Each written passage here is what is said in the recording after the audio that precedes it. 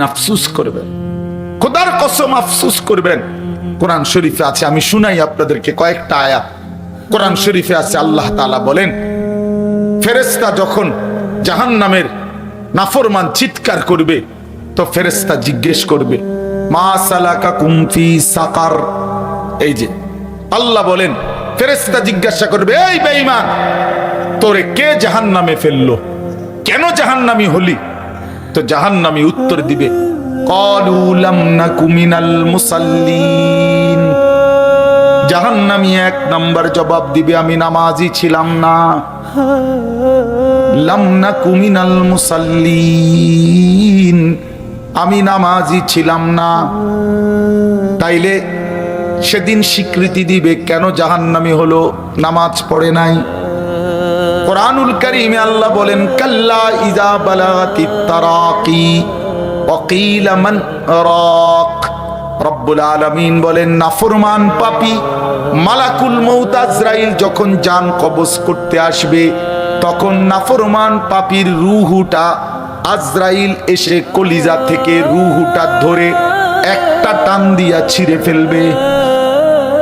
রূহটা ছিঁড়ে ফেলবে, ছিঁড়ে ফেললেই রূহটা কণ্ঠনালীর কাছে এসে দাঁড়াবে। এখানে কণ্ঠনালীর কাছে এসে আটকায় যাবে।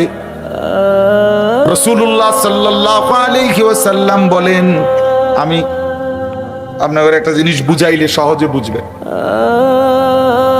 এই যে দেখেন এই টিস্যু পেপার, এটা টান দিলে খুব সহজ, এই যে বের হইতেছে খুব সহজে কিনা, কথা বলেন না?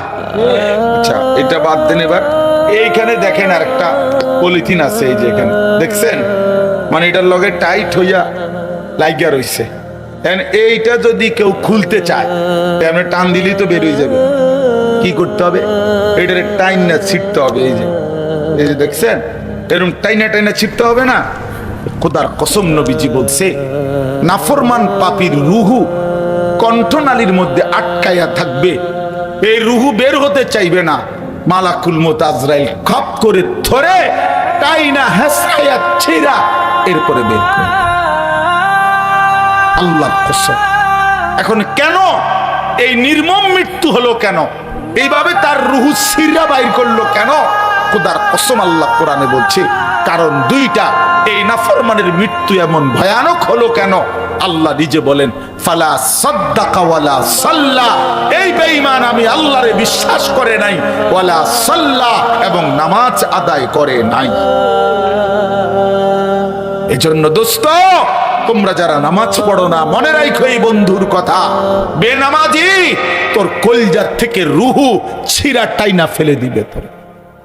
তখন বুঝবা, তখন বুঝবা বন্ধু। খাও, ভাত খাও, ঘুম যাও, দুনিয়া ভোগ করো, নারী দেখো, ছবি দেখো, নাচ দেখো, উলঙ্গ দৃশ্য দেখো, সারা রাত মোবাইলে জিনা ব্যভিচারের দৃশ্য দেখো, সারা সকাল ঘুমাও, ফজর নামাজের খবর নাই, জোহরের নামাজের খবর নাই, এশার নামাজের খবর নাই, এক ওয়াক্ত নামাজের সেজদা যার কপালে নাই, কোনদিন খোদার 365 দিনে কোনদিন ফজরের নামাজ পড়ে না, একটা দিন কোনদিন ফজরের নামাজ পড়ে না।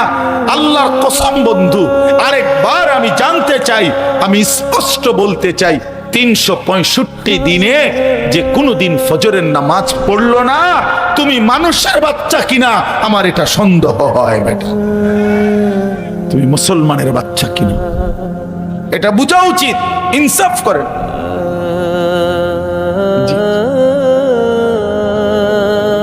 এটা ইনসাফের সাথে বোঝা উচিত, এটা ইনসাফের সাথে বোঝা উচিত। 365 দিন আপনি ইনসাফের সাথে ভাবেন, খোদার একটা বছর কোনদিন ফজরের নামাজ পড়বে না। হায় হায়, এটা কি আশ্চর্য মানুষ! আরে মুসলমানের বাচ্চা, তুই এভাবে আল্লাহরে ভুললি কেমনে? এই মায়ের সন্তান, আল্লাহরে এভাবে ভুললি কেমনে বন্ধু? কেমনে রে ভুললি ভাইয়া? মাকে মানুষ এতদিন ভুলে থাকে, বাপকে এতদিন ভুলে থাকে মানুষ। হ্যাঁ, কোন মা যদি বলে 6 মাসের পরে, পুত তুই কেমনে রে পারলি, পুত তুই আমারে একটা ফোন দিলি না গত 6টা মাসে, তুই কেমনে পারলি? আমি কি তোর সেই মা না যে মা তোরে আমি 9 মাস গর্ভে ধারণ করেছি? আমি তো সেই মা যে মা তোরে 2টা বছর বুকের দুধ খাওয়াইছি। এই কথা বলে যদি কোনো মা কাইন্দা দেয়, আমার বাপ বলেন তো পাষাণ সন্তানের কলিজাটাও তো নরম হয়ে যাবে, হবে কি না বলেন? হবে না? তো রব্বুল আলামিন জানতে চাইছে, ইয়া আইয়ুহাল ইনসান মা গাররাকা বিরাব্বিকাল কারীম। আল্লাহ বলছে, বান্দা আমার মতো দয়ালু মেহেরবান মাওলা, যে তোমারে খাওয়াইলাম, পরাইলাম, অন্ন দিলাম, বস্ত্র দিলাম, রিজিক দিলাম, খাদ্য দিলাম, পানীয় দিলাম, আসমান দিলাম, জমিন দিলাম, চন্দ্র সূর্য গ্রহ নক্ষত্র, আলো বাতাস রোদ বৃষ্টি 24 ঘন্টা দিলাম, শরীরের সক্ষমতা দিলাম, প্রতিটা নিঃশ্বাসের যোগ্যতা দিলাম, এমন দয়ালু এমন মেহেরবান মাওলাকে ছেড়ে তুমি কেমনে ধোকা খাইলা বান্দা? মা গাররাকা, কে তোমাকে ধোকা দিল? আমি আল্লাহর চাইতে কোন বন্ধু পেলা? আমার চাইতে আপনজন কাকে পাইলা বান্দা, যাকে পেয়ে আমার মতো মাওলাকে ছেড়ে দিলা? বলো বইয়া, বলো বাপ। যারা নামাজ পড়েন না, যারা আল্লাহকে ডাকেন না, যারা হালাল হারাম বলতে কিছুই বুঝেন না, কেমনে ভুলে গেলেন আল্লাহকে? মা গাররাক, আল্লাহ জিজ্ঞেস করছে, বান্দা আমার মতো মাওলাকে কেমনে ভুলে গেলা? হযরত মাওলানা তারেক জামিল সাহেব বলছে, আল্লাহ যেন এরকম কাছে আই না, মাথায় পিঠে হাত বুলাইয়া এক আপন মায়ের মতো যেন বলতেছে, এই বান্দা কেমনে রে পারলি আমারে ভুলে থাকতে? একটা বছর কোনো দিন আমার ফজরের সেজদা দিলি না, একটা দিনও জানলিও না আমার ভোর হয় কখন, আমি সূর্য উঠাই কখন, আমার ফজরের আজান হয় কখন, কোনো দিন শুনলি না? কেমনে পারলা বান্দা? বলো ভাইয়া। এই জন্য দয়া করে এই রাত গভীরে ভাবতে শিখেন। একজনই ভাবেন, আমি আবারও বলছি, আমি সংখ্যার কাঙ্গাল না, খুব বেশি কম এটা আমার কোনো মাথা ব্যথা না, কিন্তু একজন হলে একজনই ভাবেন। একটা যুবক ভাই তুমি ভাবো, কেন সেজদা দিলাম, কেন নামাজ পড়ো? দিন রাত কত হাজার নারী দেখলে তোমার তৃপ্তি হবে ভাইয়া? কত উলঙ্গ ছবি দেখলে তোমার স্বস্তি হবে ভাইয়া? তোমার শখ মিটবে কোন দিন? তোমার তৃপ্তি হবে কোন দিন? খোদার কসম, গুনাহ তৃপ্তি দেয় না। সারা পৃথিবীর সব নারী উলঙ্গ করে দেখলেও তোমার তৃপ্তি হবে না। সারা সব সাগরের পানি মদ বানায় দিলেও নেশাখোরের তৃপ্তি হয় না, তৃপ্তি হয় না। জুয়ারি কখনো তৃপ্ত হয় না, নেশাখোর কখনো তৃপ্ত হয় না, হারামখোর কখনো তৃপ্ত হয় না। এই জন্য আমি অনুরোধ করছি, আমরা প্রত্যেকেই ফিকির করি আমাদের জিন্দেগি আখিরাত। আমরা মুসলমান, আমরা মুমিন, আমরা মুমিন। কোরআন শরীফে আছে, আল্লাহ তাআলা জিজ্ঞেস করছে, ফাবি আইয়ি হাদিসিন বাদাহু ইউমিনুন। প্রিয় ভাই, আমার এই শেষের কথাগুলো শুনেন। আল্লাহ তাআলা বলছে, বান্দা আমি 23টা বছর কোরআন নাজিল করেছি। আল্লাহ নিজে 23 বছর কোরআন নাজিল করছে। আল্লাহ বলছে, বান্দা আমি কোরআনে এক একটা কথা বারবার বারবার বলছি, এতবার বললাম, এতভাবে বললাম, আমার রাসূলের মাধ্যমে বললাম। আমার বন্ধু 23টা বছর চোখের পানি ফেলছে তোমাদের দুয়ারে দুয়ারে, দাঁড়ে দাঁড়ে আখিরাতের কথা ফেরি করছে। আল্লাহ বলে, বান্দা এরপরে বলো আমি আর কিভাবে বললে, কোন কথা বললে, আর কতবার বললে তুমি আমার কথা মেনে নিতা? তুমি বলো, বলো। একজন বেনামাজি সন্তান, তুমি বলো ভাইয়া, তোমার আল্লাহ আর কতবার বললে তুমি নামাজ পড়তা? বলে। একজন বেহায়া নারীকে, বেপর্দা নারীকে বলেন, বোন আর কতবার নিষেধ করলে তুমি পর্দা ছেড়ে দিতা, পর্দা করতা, বেপর্দিগি ছেড়ে দিতা? কতবার বললি? এই জন্য বন্ধু, আল্লাহ জানতে চাইছে যে বান্দা বলো না, আমি আর কতবার বলতাম? আমি 23 বছর বলার পরও তোমার দিল নরম হইল না? তোমার দিল নরম হইল না?